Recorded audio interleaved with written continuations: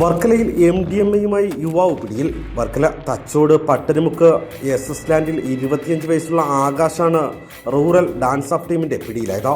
ദിവസങ്ങളായ rural dance of ടീമിന്റെ നിരീക്ഷണത്തിലായിരുന്ന പ്രതി മയക്കുമരുന്നുമായി വിൽപ്പനയ്ക്ക് ഇരുചക്ര വാഹനത്തിൽ പോകവെയാണ് ഡാൻസ് ഓഫ് ടീം ബലപ്രയോഗത്തിലൂടെ ഇയാളെ പിടികൂടിയത്.